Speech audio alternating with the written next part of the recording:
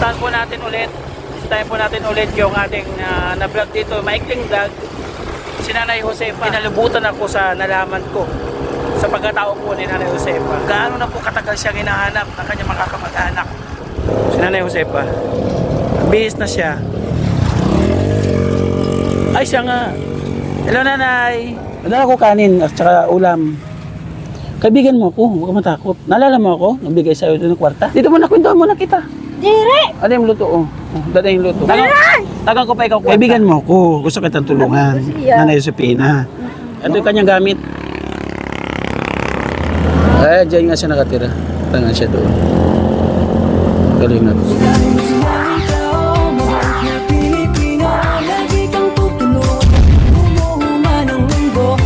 Si Joey the Great, hindi ka pagpapalit, handang tumulong at walang iniinit.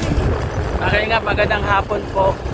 So, sa mga oras po na ito, susunukuyan po namin binabaybay itong malaking highway ito, malaking kalsada.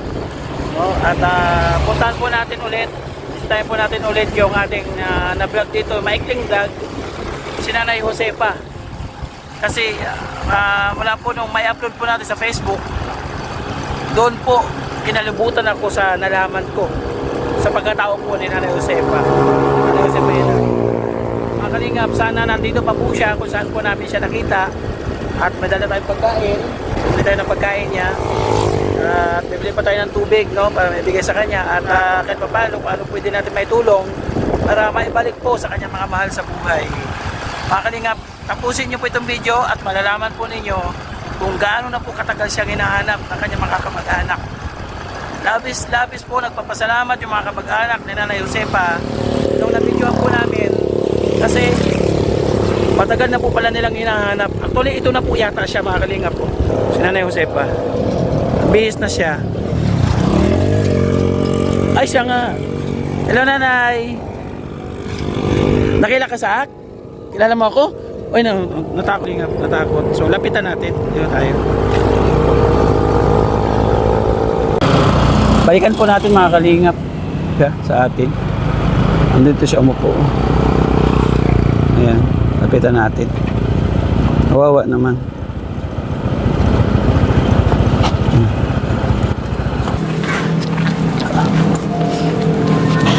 Hello, ate. Huwag ka matakot. Kaibigan mo ako ng luto. Pagkaon. Oo. Nadala ko kanin at saka ulam. Kaibigan mo ako, huwag ka matakot. Naalala mo ako, nagbigay sa'yo ito ng kwarta? Ha? O mainit pa yung kanin, ha? Pasok pa. Kwentuhan lakit. Huwag ka matakot sa akin.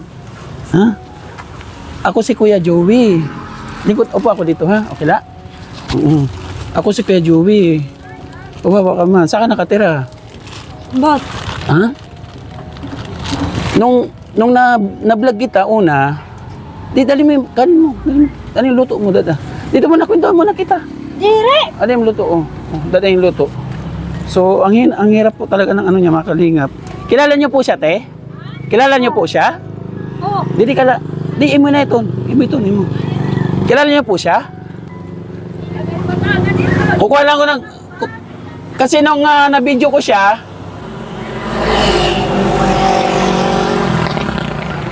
nung na-video ko po siya, ate, may mga nag-message sa akin na nanay daw siya.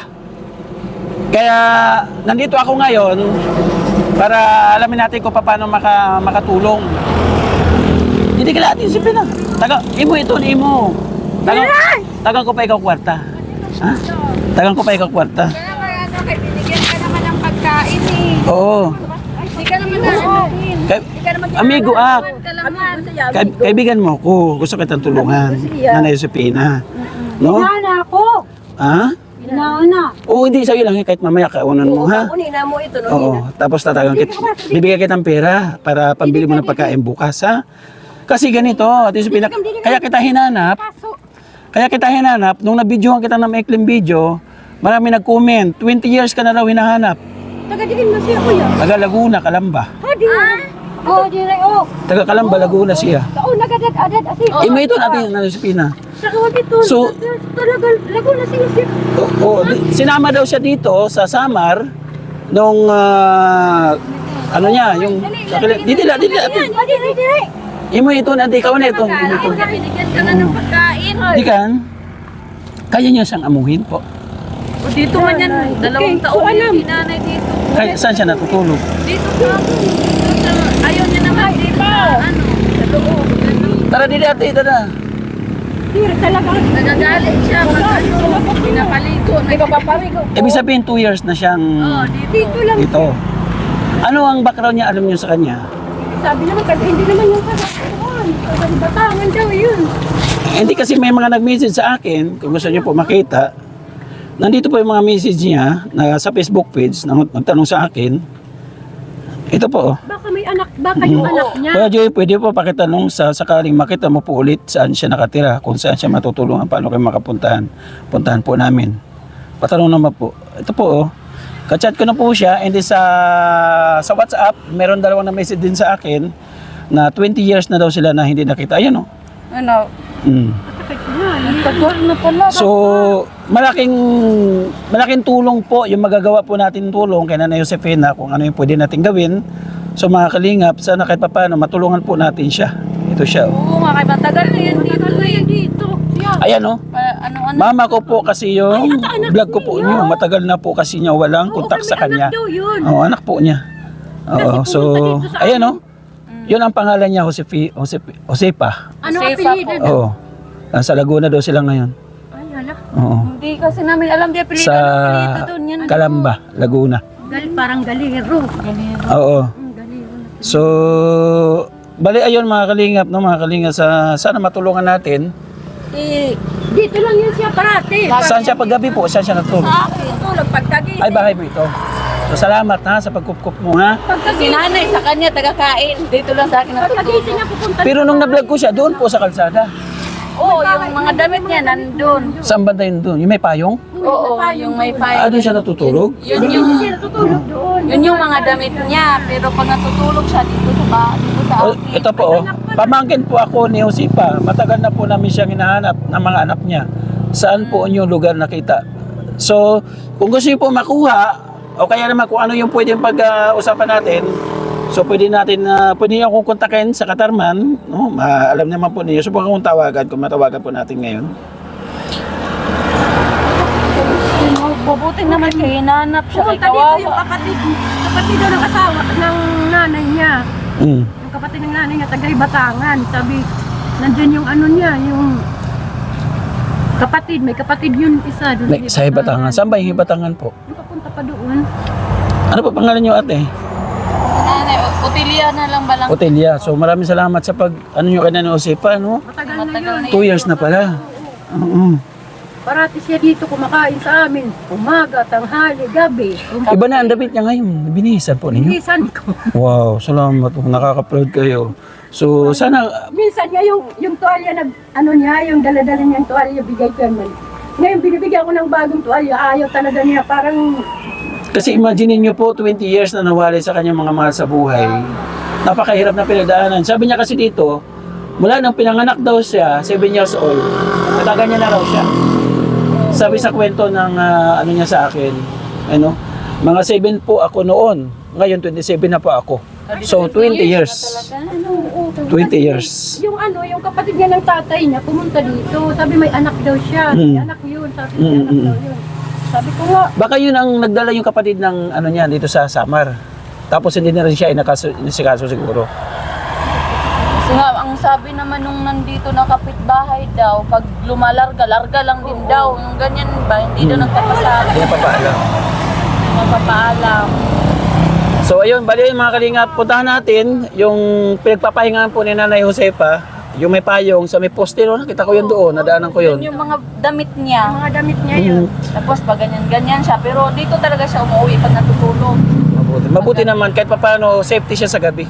Wala naman nagsasamantala sa kanya dito. Mga tao dito, pinapapasok ko yan doon sa loob. Yung Pumapasok siya doon. Kasi kararating lang nila dito. So, kung sakaling ano siya, amuhin nyo na lang para hindi pumunta sa ibang lugar. Para kung sakaling kasama ko yung mga tao naghanap sa kanya, anak niya, dito kami pupunta sa iyo. Minsan nga, parang naano ako, parang nagalit kasi ako. Naano yung pa ako, napalo ng, hinahanap ko yung plato niya kasi pinapakain bahay. Tulog yung ano, Oo. palo yung papa. Nagalit ako. Sabi ko, putang ina. Nagalit siya. Ako, nagalit talaga ako sa kanya kasi yun nga, sabi ko pa naman, pinapakain kita, hindi ginawa kita kaano-ano, sabi ko gano'n. Mm. Kaawa din ako, umiyak ako. Diba? No, kumbaga aso nga, di ba? Aso, nagagawa natin nga ng tao pa kaya nakatulad natin. Kumangawa talaga ako sa kanya pag ano. So, bali ayun mga kalingap, kung ano yung pwede natin may tulong, pwede natin ipa-check up para makakuha yung mga gamit niya. Tulyo namin, sabi ko bigyan mo ng ano, gamot, kawawa naman para gumaling siya, di ba? Mm. Tsaka hindi naman siya totally nabaliw. Oo nga, kasi nakakausap mo na maayos. Oo, tapos pag umaano siya, kasi kung yung baliw, pag umaano sa kalsada, hala, basta-basta Oo, at saka tinitingnan niya nananakit, naman anong nananakit? Siya hindi. Dito, pag ano, kumakanta-kanta lang siya pag madaling araw. May mga panahon lang siguro na Tapos, talagang... yung may mga parang oras. may anak talaga siya kasi ginagawa, kaya ganyan-ganyan siya. Yung parang nag-ano siya sa maliit na bata. Oo. So, ayun Yung mga apo ko doon. yung mga nag-message sa akin, makipag-isa po sa akin. Opo. Basta ito lang masabi ko ate ha, wag mo siyang pagalitan kung ano, baka umalis ano. Oo, para kahit papaano makuha niya yung loob nyo and then syempre magtiwala sa sayo at manatili dito para once po na makipagkaisa sa akin yung mga kamag-anak niya, anak niya, kung sino man, dito kami pupunta sa iyo. Sabi ko sa No, salamat no. Ito naman yung ano. bigyan kita ng pera, maligo pa lang kasi parang Ayaw niya maligo talaga. Binigyan ko siya ng 100 at pambili niya ron ng tinapay. Nung unang video ko, maikli lang yung video ko noon, in-upload ko sa Facebook. sana naman makuha yung ano. US po kasi talagang Para gumaling siya ba? Para Oo, gumaling. para- Kasi dito pag inano ko sa DSW, sabi ng wala tayo. O tsaka pag kinuha namin yan, hindi namin basta-basta na kukunin. Siyempre, kukunin namin kung sino kamag-anak niya dito, kung sino ano, para maganda may pirmahan sa barangay, para hindi sabihin na kinidnap namin o inano namin kung saan mapunta. So, Ano yan, oo, para maayos. Bata pa siya eh. Opo, bata pa si Nanay Jose pa. So, thank you ate ha. Pupuntahan namin doon, baka nandun siya nagpapahinga. At maraming salamat sa inyo, sa kabutihang puso nyo, kasi kayo po talaga yung umano sa kanya, kumargo. Ako naman, yung may tutulong ko lang, yung kahit pa paano, nabidyoan ko siya at nung nalaman ng mga kamag-anak na sa kanya. Oo. Kasi sabi ko nga, dapat anuhin sa mga kamag-anak. Tumatawid lang yun ba? So, thank you sa kabutihan niyo yung puso, magnanay. Maraming salamat. At magnanay kayo, hindi? Anak niya. Yung magbiyanan. Hipag ba, hipag? Biyanan. Biyanan. Okay. Thank you po. Oo, sige po. Pa! Ano po? Ito kasi nakikita Oh. ko yan doon sa cellphone ko. Oh. Sana makita mo sir. Sipa. So ito na yung binigay ng Diyos na pagkakataon. Kailangan ko talaga yung pagkagising ko sana makita. So baka nandoon po siya ngayon mga kalingap, doon sa posting po na yon. Puntahan po natin may kotet. Bibili lang po tayo ng tubig para bigay po sa kanya. Ha? So mga kalingap, hanapin natin dito. Alam ko dito yun sa may poste banda. Yung kanyang payong. Dito natin siya nakita noon. Yan, dito. Dito natin siya nakita. Wala na siya. Nasaan na kayo? Ang bilis naman niya maglakad. Ay, ito. Dito siya, oh. Dito ang kanyang tambayan. Mga kalingap, si Nanay Josepa. Ayan, dito siya. Ito kanyang payong, oh. Tulugan. Ay, dito siyang, ito yung kanyang gamit. Oh, kumakain siya, oh. Bigyan mo ng tubig na, baba ka na. Yan, susugba ng, bibigyan po ng tubig ni Nainay, yung ating kasamahan na vlogger din, ating deputy. Para makuha po niya yung loob. So, ito pala yung mga gamit niya dito. Makalingap, dyan na nakalagay sa gilid, kanyang mga bag, gamit. Punta natin. Dito tayo sa malayo para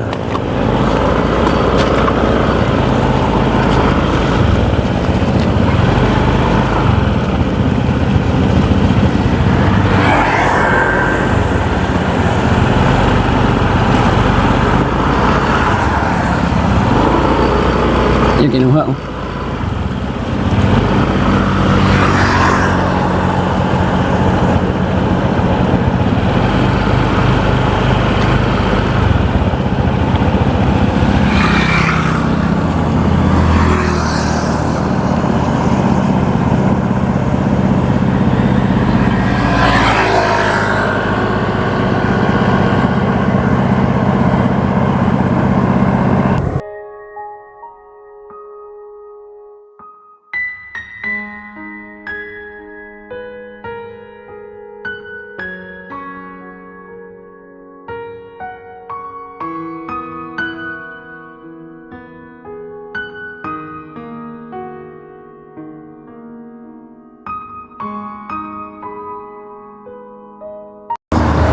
Aalis na naman siya.